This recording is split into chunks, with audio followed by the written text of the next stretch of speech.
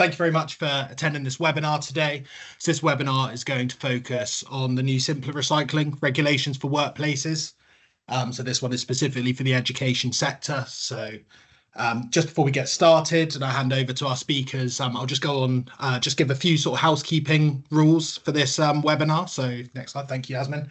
So yeah, this is a webinar on the Simpler Recycling workplace requirements for England, specific for the education sector. So throughout this session, the Q&A function of Teams is enabled. So please do submit any questions you have throughout the meeting into there. So on those questions, please keep the questions specific to Simpler Recycling only. And it's also worth noting that we cannot advise on individual cases. So please try and stick to sort of questions around the regulations as much as possible. So at the end, we're going to have a specific section, a specific Q&A section, and we're going to try and answer as many of your questions as we can. But there will inevitably be some that we may have to take away, answer in slightly slower time. So any that we do not answer in the session today, well, also the ones we do answer, there will be a write-up, and then we will send out those questions both via the Circular Economy newsletter, which is one that we send out. There's a sign-up link at the end, but then also through the Department for Education snapshot as well. So we'll get them sent out through that, so you will see those answers. Also to note, this session's being recorded. So during the presentations, we're going to have our cameras off because the aim is post-webinar, we're going to upload the recording to YouTube. So yourselves can watch it back if there's anything you think you missed, or anyone who couldn't attend can also see it. And we just find with cameras off for the presentations, just looks a little bit smoother. So once it's uploaded to YouTube, we'll make that available both through our Circular Economy newsletter and then also the Simpler Recycling Communications Toolkit, which we have online. And I will also speak to Department for Education about using some of their channels to get out to you guys too. Final point. So at the end, following the Q&A section, there's a short survey that we would ask you to complete. So that will just ask you questions around how aware you are of the regulations, how ready you feel as an organisation, and how we could best engage with you moving forwards. So I'd really appreciate it if you could fill out that survey at the end. Should only take a couple of minutes. So that's it for the housekeeping rules. So if we go to the next slide, please. So just the agenda for today. So I'm Ben Whelan. So I work in the stakeholder engagement team within DEFRA. So then shortly I'll be passing over to Aaron Moon, who works within the Simpler Recycling team itself within DEFRA, who will give a presentation on the regulations. Following that, he'll pass off to Mandy Langstaff, who's from the Environment Agency, and they'll be giving a presentation on compliance and enforcement. Followed by that, we'll do a Q&A section. So the questions you put in the chat function, we'll try and answer as many of them as we can. And then, like I say, we'll also work on the other ones in the background. Then finally, just 5-10 minutes on this survey roundup and close at the end. But yeah, so I think without any further ado, if I hand over to Aaron, who's going to talk us through the regulations, if he's there. Yeah, thanks, Ben. And hi, everyone. Thanks for making the time to attend today. As Ben said, I'm Aaron. I work in the Simpler Recycling team on the implementation of the reforms to workplaces. So to start, I thought I'd just recap at a high level what Simpler Recycling means for workplaces. So as of the 31st of March 2025, small, medium and large workplaces, and that includes schools, will need to recycle all waste streams, and those are dry mix recycling, which is plastic, metal and glass, paper and cardboard, food waste, and then you of course still have your kind of general or residual waste stream for those non-recyclable materials. And then from the 31st of March 2027, the requirement extends to microfirms. So those are workplaces that have less than 10 employees across all of their operations. And also from the 31st of March 2027, workplaces will also be required to recycle plastic films as well. Next slide, please. So I thought it'd be good to touch on why we're introducing the Simpler Recycling policy. So primarily we want to reduce the amount of waste that's going to landfill and incineration, and therefore reduce the amount of carbon that's emitted from kind of the disposal of waste. So you might be aware that over the past few years, the recycling rate in England has been largely stagnant, around 40%. And the UK government has a target to increase that to 65% by 2035. So the introduction of recycling requirements in England will be a significant step in reaching that. And we'd also working towards reducing the carbon emissions as a result of the production and use of virgin materials. So trying to keep as many materials in use for longer to reduce the strain on the environment. We also look to support the growth of the UK recycling industry and create green jobs by kind of encouraging the reprocessing of materials here in the UK. And lastly, it's really important that we make recycling easier and make it more common practice for citizens, whether you're at work or at home, at school or on the go. So just making it that it's wherever you are, it's the norm to recycle and that you have a clear understanding of the materials that you need to recycle. Next slide, please. So on this side, I want to recap in a bit more detail what your waste streams might look like in your workplace. So this is kind of the default arrangement for simple recycling, and it's really important that you discuss with your waste collector what the best waste kind of separation will be for you. But typically, you'll have one container for dry mix recycling, which will have glass, metal, and plastic in it. Then you have a separate container for paper and card, and that's because by separating paper and card by default, it increases the ability for paper and card to be recycled. And the quality of that material when it goes for recycling is higher, as it's less likely to be contaminated by the other materials. Then you have a third container for your food waste, and then lastly a container for your residual waste as well. However, there may be circumstances where your waste collector has identified that it's not technically or economically practicable or of no significant environmental benefit to separate paper and card. In those circumstances, your waste collector may complete a co-collection assessment, which would allow them to collect paper and card with the other dry mix recycling in one container. So in that scenario, you would have 3 separate containers for your waste streams. It's also worth noting that some waste collectors, in agreement with their customers, may determine that it's appropriate to separate out materials into more containers. So, for example, you might choose to have a separate glass container if you're producing high volumes of glass.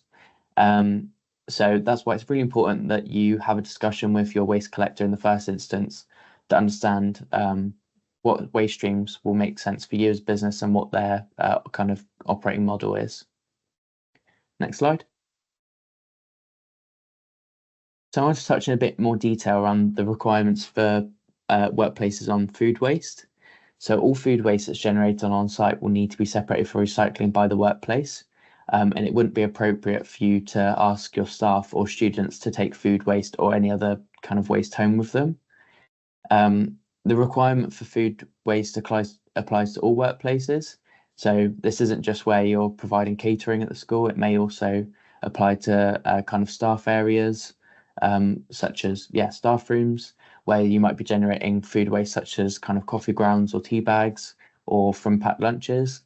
And there's no minimum weight threshold for food waste. So in Wales, there's a 5 kilogram de minimis, where any food waste that's below 5 kilos a week doesn't need to be separately collected.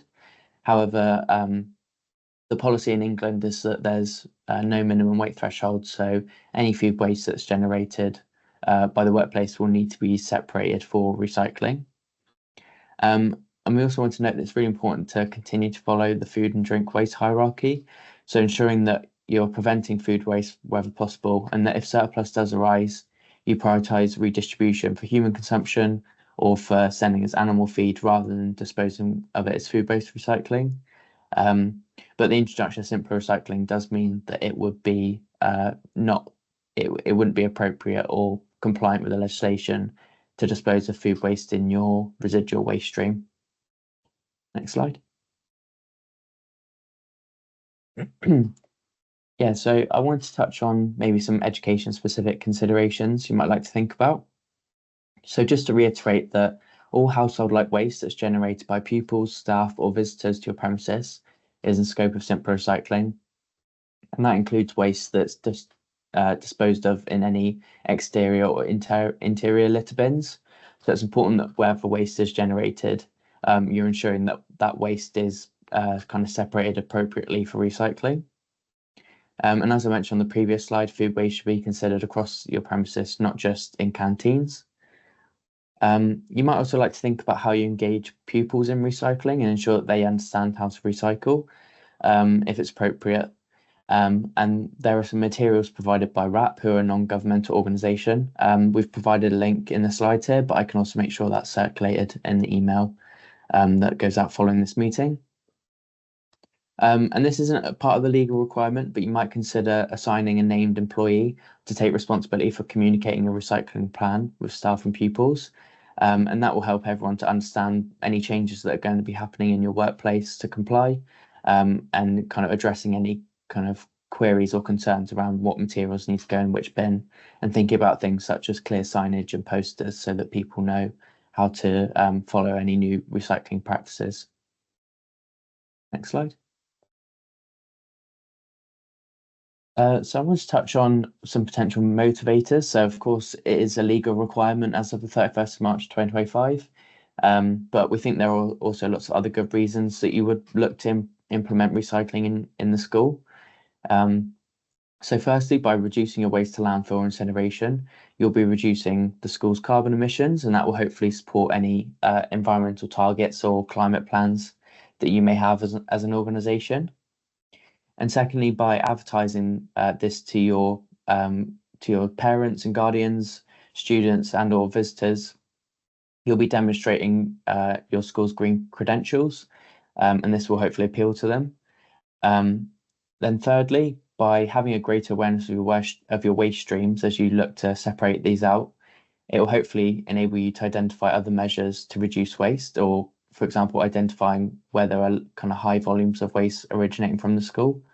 As any waste stream is a cost to you as a school, so being able to clearly identify this, you might be able to think about other ways to reduce waste within the school and therefore reduce costs. And then on the topic of reducing costs, by kind of, if you implement recycling in your school, you'll be able to reduce your black bin or general waste collection, either the size or the frequency, and this could potentially save you money. It's dependent on your kind of individual circumstances, so we can't guarantee that every school will see a saving as a result of simpler recycling, but this is a potential consideration. Next slide. So in our stakeholder engagement and prior to the implementation of the legislation, we understood that there could be some potential barriers to implementing recycling in your workplace. And we've broadly categorized these into three categories, which are cost, space, and time. I won't go over these in too much detail, but we've provided some considerations or sources of further information that you might like to consider to overcome these. So for cost, you might look to discuss with your waste collector or potentially approach other waste collectors if you're at the end of your contract or have the option to terminate your contract, so that you can get the best value for money in terms of the services that you procure, and relating that to the amount of waste that you're generating as a business, as a workplace. And there's also a calculator on the Business of Recycling website, which I'll touch on in a following slide, that could help you to work out those costs. Then on space, you should discuss this with your waste collector if there are constraints within kind of the location of your school or the space that you have as a school that might limit your ability to separate for recycling. So it's good to discuss this with your waste collector to understand any options that are available. And then on time, make sure that recycling bins are clearly signed and located in kind of sensible areas, so that pupils and members of staff understand and are able to easily recycle when at the school, to reduce the amount of time spent on thinking about recycling. Next slide. So we've also made some materials available through DEFRA. So we've produced a communications toolkit. This hosts things such as checklists and FAQs that might help you to address any questions you have or to communicate with your pupils and your staff members. And then WRAP have also produced the Business of Recycling website. This also hosts a lot of information such as sector-specific guidance, material posters, and audit and action plan templates.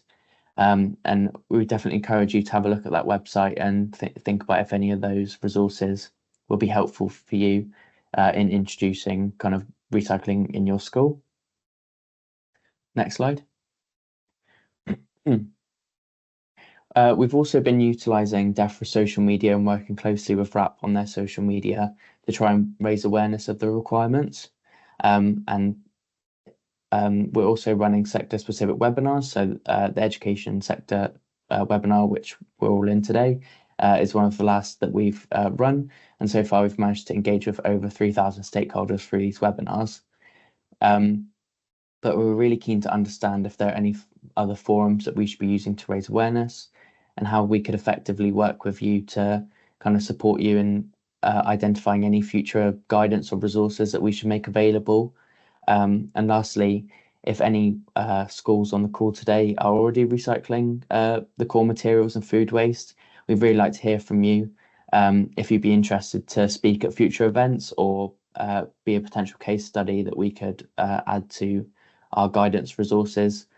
We think it's very important that workplaces hear from other workplaces that have already implemented the changes to understand kind of the steps they've taken and how they might have overcome potential barriers. Next slide, please. And now I'm handing over to Mandy from the Environment Agency. Thank you. Thanks, Aaron. Good afternoon, everyone. My name is Mandy Langstaff and I work for the Environment Agency. We are the environmental regulator for England, and one of our key functions is enforcing waste regulations. We are the regulator of the simpler recycling requirements for businesses and relevant non-domestic premises in England. And I'll be talking today about how the Environment Agency will assess compliance with the simpler recycling requirements, what action we can take, and what we are doing to help workplaces to comply. Next slide, please. So, as a regulator, we are required to have regard to the regulator's code, and that requires us to support growth, engage with business, take a risk-based and proportionate approach to regulation, and to help those we regulate get it right. The Environment Agency has a statutory duty to regard this code, and that's reflected in our own strategies and policies. We use advice-led regulation to secure compliance, particularly when legislation is new or changed, with the first stage being educated and raising awareness of legislative requirements, followed by providing advice and guidance on how to comply, and eventually risk-based interventions where non-compliance is discovered. Next slide, please. So what compliance action can the Environment Agency take? Although we have the power to issue notices against non-compliant parties, our first response is usually to provide advice and guidance to enable compliance, depending on the seriousness of the situation. If our advice and guidance is ignored, then we may serve a compliance notice, specifying the failures to comply, the steps to be taken to prevent the failure from continuing or recurring, and the period within which those steps must be taken. The time frame for compliance will depend on what went wrong and what actions are needed to fix it.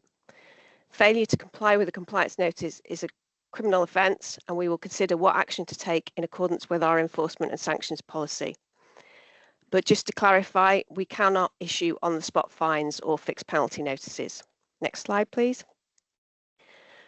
So what enforcement action can we take? Our enforcement and sanctions policy requires us to act fairly and proportionately and to balance the risk posed, seriousness and impact of potential offences when considering our response, whilst considering all the individual facts and circumstances of a potential offence. Our enforcement response could include providing advice and guidance, issuing a written warning, issuing a formal caution, or prosecution. The decision to prosecute is not taken lightly. It is very much a last resort, and we need to be sure that there is sufficient evidence and it is in the public interest to do so. Even then, we will consider if a different response is more appropriate. And again, on fines, if we prosecute and secure a conviction, the offender will be subject to a fine. The level of the fine is not specified in the legislation, but is at the discretion of the court. And as mentioned previously, we cannot issue on-the-spot fines or fixed penalty notices.